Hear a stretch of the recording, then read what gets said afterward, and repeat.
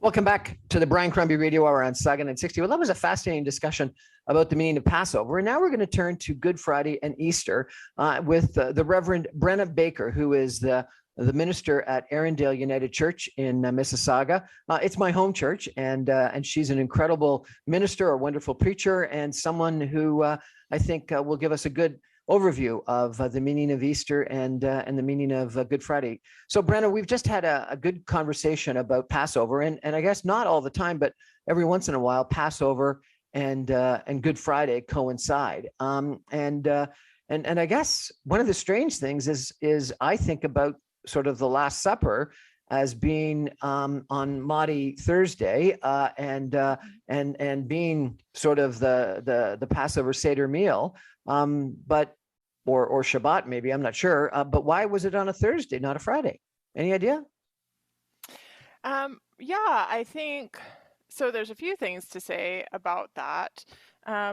First, there's three Gospels in which it seems fairly certain that Jesus was celebrating the Passover, which would be Mark, Luke, and Matthew. John's Gospel, though, it's before Passover, so he's very expressly not celebrating Passover. And John's Gospel also lacks that Last Supper. There's no communion in John's Gospel, which people find somewhat surprising.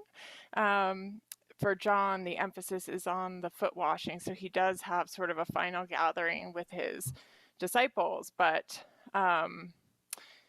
it's not about communion, it's about service and love. And then we understand that when Jesus is crucified and his body is taken down, that's the day of preparation for Passover, so Passover is about to happen. But yeah, about why it's a Thursday, I guess I imagine that was part of the Jewish custom, or I'm not quite sure about that. Maybe the Jewish rabbi would have more of an understanding about that. Okay, yeah. So maybe why don't you, if you could, tell us a little bit about the meaning of Good Friday. Why is Friday good, and why would we celebrate someone's crucifixion? I understand why we would celebrate the resurrection on Easter Sunday, but why do we celebrate and call something good? Yeah, and there's a long history with that word good and how it's become associated with Good Friday. So it all comes down to English, and if you know anything about the history of English, words really shift and change over the centuries. So it doesn't, I think some people believe it actually was originally called God's Friday, and that somehow over the years it evolved. So I think it's a bit of a mysterious term, and we don't know quite why it's called that. But I think that the importance of Good Friday for us is that it's really important to sit with the death and the suffering that Jesus experienced. So if we didn't have that, or if we just had it, I don't know, trying to imagine in vague terms, like Jesus died, but there's no kind of description of that, or if we don't pause to acknowledge it, then we just jump to resurrection. And I think that the full meaning and weight of resurrection is lost if we haven't sat with the death. The other part is that for our Christian tradition, it's really important for us to believe that Jesus was both fully human and fully God, fully divine in this really mysterious way. He's fully both. And so the part of him that is human needs to fully experience pain and suffering and be dead, really. So I think that's one thing when people wonder about Easter, is it, they think, well, maybe he wasn't really dead, or it's some sort of zombie Jesus that, is resurrected, but he's fully dead. And I think it's important because throughout history, when people have been suffering in really profound ways, they can look to Christ and they say, well, he experienced what I experienced. He experienced really excruciating physical pain and emotional pain, and all of the things that go along with death. So it's been important historically for us to acknowledge that day and to pause and to say, like, okay, what does it mean that God experienced all these things that we experience in our lives as well? I've heard the word passion, and I think you've used the word passion. What Hmm. does it mean by Jesus's passion? Yeah, when we say the passion, we mean all those events from Palm Sunday, which is always the Sunday before Easter. Um, so sort of the start of that story where Jesus enters Jerusalem, and we know it's the last week of his earthly life, all the way up until resurrection. So yeah, passion is another, I think, very old term for this week that, I think when we think about passion now, it sort of has um, like an excitement tone to it, or it's a positive word, like, oh, I'm so passionate about something. But it's more the drama, I think, the high emotions. And that's, yeah, so it's all those events of Palm Sunday, Maundy, Thursday, Last Supper, Good Friday, and then the Easter service. My mother always, when we're chatting about religion and Christianity and different denominations and things like that, always says, we're an Easter people. Hmm. What does she mean by that, do you think? Yeah, this is, I think, a, a really important distinction that while it's important to recognize Good Friday and to have that moment of grief and to dwell in it for a time, ultimately for us, we are focused on the resurrection. We are, yeah, an Easter people is a great term that we live our lives embracing resurrection, looking for the newness of what God is doing for new life. When we came on the call, we were talking about seeing signs of spring, of new life, and how that helps us to feel. I think throughout time, other traditions, like, again, I'm speaking from United Church, which is Protestant and kind of a more open kind of tradition, but some other traditions focus a lot on the Good Friday kind of aspect of things, maybe focusing more on we should feel kind of guilty or we should feel shame, or focusing on the death and the suffering. But to say we're an Easter people, I think means we're going to focus on the resurrection, on the new thing that God is doing, and try to bring that to bear in our lives. I was at a Greek Orthodox service on Good Friday once. It started at midnight and went for like 2.5 hours. And it really was a focus on the crucifixion, and it was very different. And then in my tradition, when I was growing up and for a long period of time, the big focus was actually on a sunrise service on Sunday morning, Easter Sunday. Yeah. Yeah, and we're going to have not a sunrise service, but at our church on Sunday, I'm offering just a bit of an outside time at 9:15. So not sunrise because I don't really do sunrise, but it is really nice, I find, to be in creation because part of what we believe about Jesus' death and resurrection and his whole life really is that it was a cosmic event. So it was not just for the people of that time and place, but for the world, the universe, of the whole kind of creation of every time and place. And you see that lining up by some of the Gospels describe an earthquake on Easter morning, but the tomb is in a garden. So it's this really, a sign pointing back to the original creation story in the Garden of Eden, a new life, again, new start, fresh start. And so those services can be really meaningful to be reminded that we're a part of creation, that Christ's resurrection is part of creation. So to immerse ourselves outside can be a really powerful way to kind of physically connect our bodies to that story. Okay, I got to ask you a question. One of the things that's always bothered me is I'm a numbers guy, I'm a finance guy. It was on the third day he rose. My count from Friday to Sunday is 2 days. How does that equal 3 on the third day? Yeah, I think Friday is always counted as the day, like, is the first day, Saturday is the second day. Yeah, I know that I've wrestled with that too, and I don't know that I have a great answer for it, but I guess Saturday is considered the second day. So Okay. yeah.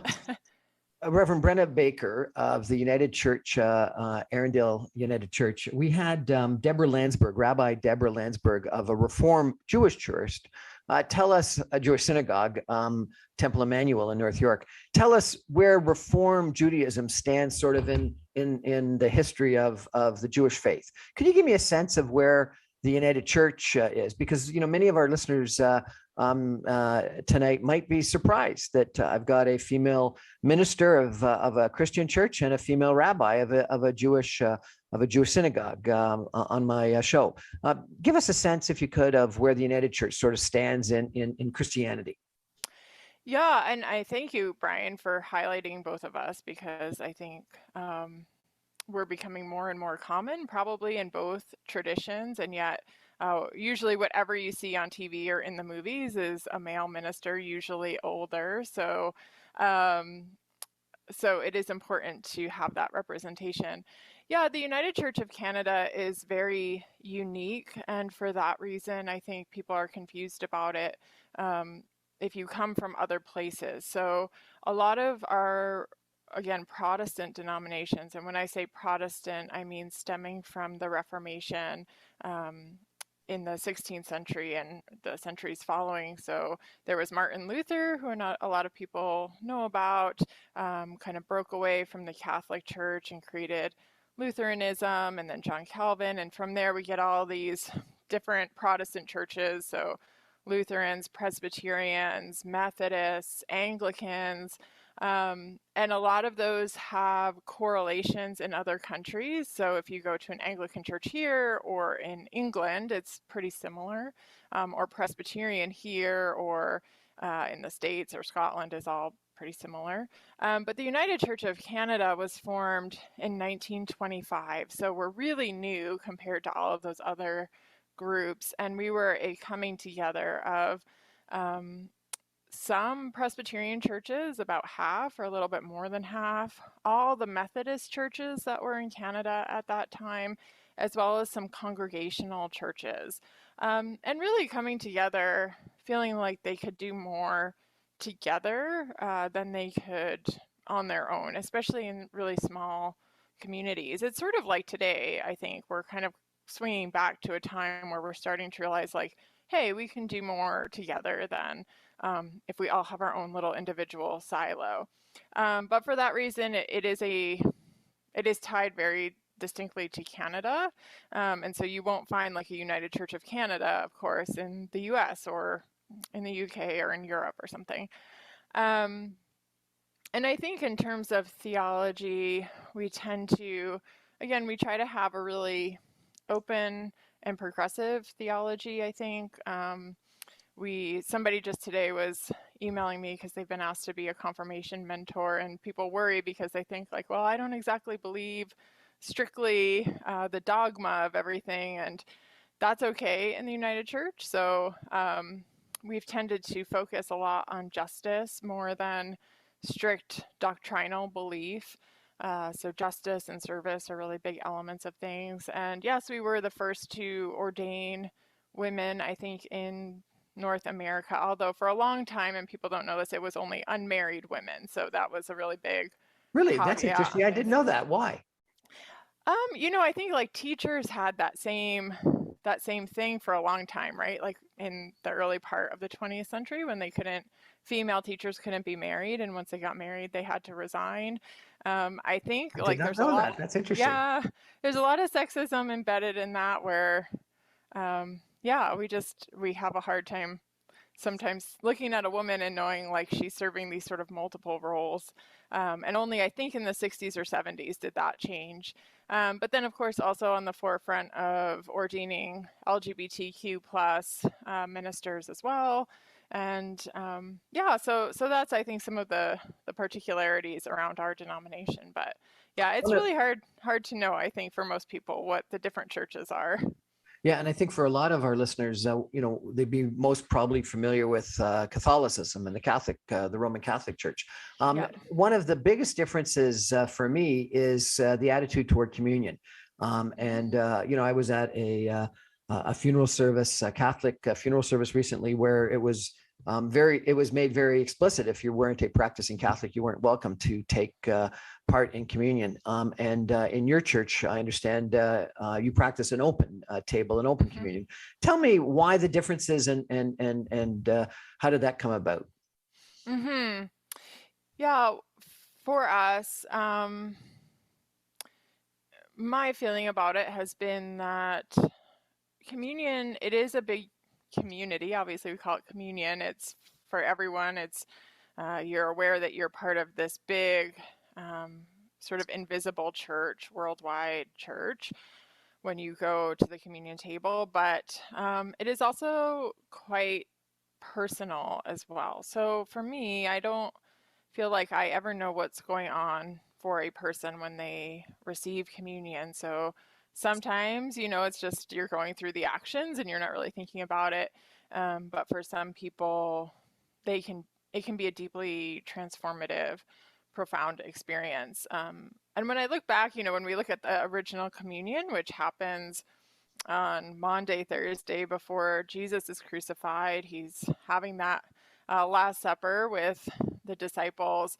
Um, there's nothing there that is exclusive. So he does not set up any what we would call barriers to the table. He doesn't say, like, you have to be baptized or you have to be a formal member or be in good standing. These are all things that we added later.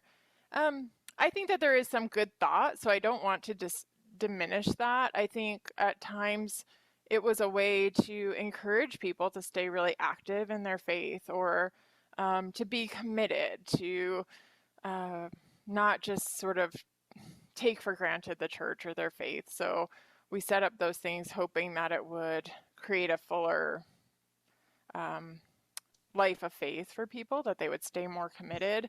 But I think over time, it's then become this sort of like control mechanism. And for me, like, and for our tradition, there's also a really big difference between clergy. So in our tradition, in Protestant traditions, the minister is, I'm just I've been trained and communities have said, okay, we see these gifts in you, but I'm no holier than you are, right? Like, I don't have magic hands that do anything to the bread or the juice, or we use juice at our church or wine. I'm just sort of the vessel. I'm kind of the facilitator. I'm the one pointing to what God is doing, but it's not me doing that. So I don't feel like I have sort of the right to set up those barriers. There's a really great book called Take This Bread by Sarah Miles. And it talks about, she was a person who never really didn't get brought up in the church, but she started volunteering at a church in San Francisco that did like an outreach for people who were hungry, and they fed them meals. And one day, after volunteering for a long time just in this sort of outreach mission, she went into the church and she took communion, and then she connected communion to her work of serving people and of being part of like that meal, and it transformed her. But had she gone to a church where they said, well, no, you can't take it, like, she would not have had that experience. So I respect the other traditions. I understand kind of where they're coming from, but I'm also grateful for our example of just opening and trusting that God is working in that moment. So on the Friday, Jesus was crucified and died and was put into a tomb, and then on Sunday morning, he rose from the dead. Do you actually believe that? Hmm. This is why I asked for the questions ahead of time. Um, I do believe that something mysterious happened. I was just reading an article though that says we should focus really less on the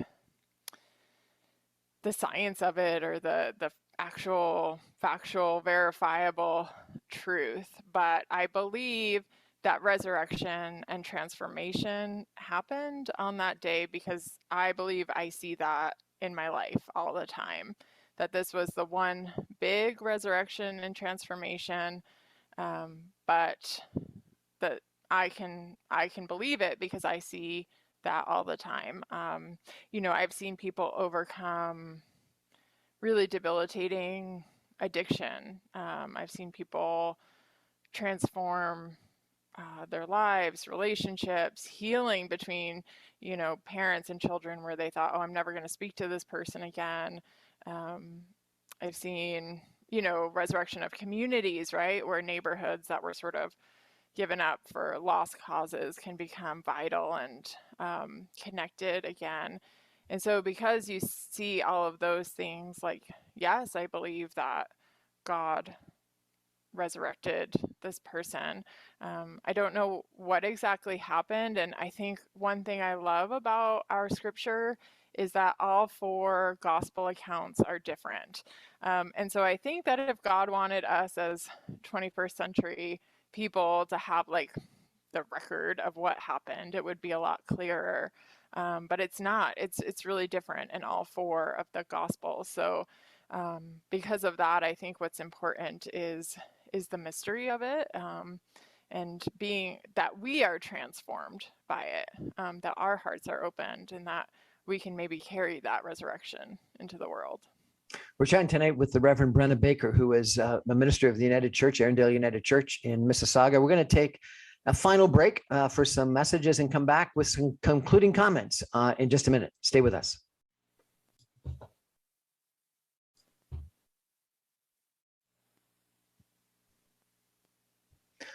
Welcome back, everyone, to the Brian Crombie Radio Hour on Saga 960. It's been a real pleasure for me tonight to talk to Rabbi Deborah Landsberg of Temple Emmanuel, a Reform rabbi, talking about the meaning of Passover, and now the Reverend Brenna Baker, who is a United Church minister at Arundel United Church in Mississauga, about the meaning of Good Friday and Easter. I wonder, Reverend Brenna, if you could... I think a lot of people have gone through a really tough 2 years. The pandemic has been tough. Isolation, mental health, sickness. I just got over COVID a couple of weeks ago myself, and it's been lingering. People have lost family members. People have lost businesses or incurred a lot of debt. And then, as soon as that seems like it's almost over, we have a war that seems like it's World War III, or if it's not World War III, it's an extension of World War II. And we've seen death and destruction and mayhem like, we haven't seen other than movies about World War II, and people treating people in the most inhumane manner that one can imagine. Is there something in the escape from Egypt in Passover, in the meaning of Passover, or in Easter and the resurrection, that can give us some hope, some confidence, something to look forward to at this time? Yeah, I would say Easter is a season. It's not a day. And I think that's really important for people to hold on to. The four gospel accounts are really clear that all the people that encountered the tomb were first afraid and shocked and confused, but Christ kept showing up for them. Resurrection kept showing up for them over the next weeks and months and years. So hold on if you don't feel it yet, because God will keep showing up in some kind of resurrection form. What do you think you should say to people? Is it just to hold on? What's your message to the 20,000 people that may be listening to you tonight? I think I would say yes. It's also okay to not be joyful right now. It's okay if you're not ready for resurrection talk, for Easter talk, if you're not ready for all the peeps and the flowers and the bonnets. Those first disciples were not ready either. They were deeply grieving. They were still looking backwards. But our faith says that God is already ahead of us. So the resurrected Christ is already on the world working. And if you can take moments to just, like I said, look for what seems impossible. Last Sunday, I preached on the fact that 15,000 babies have been born in Ukraine since the war started. And for me, those are 15,000 moments of resurrection, 15,000 opportunities for hope, 15,000 chances for creating a world that's better than this world. And so I think focusing on those even very small, tangible signs of new life can be really healing for us. I think this is a special weekend or season. It's once every, I think, 3 to 5 years that Passover and Easter coincide. It's not every year.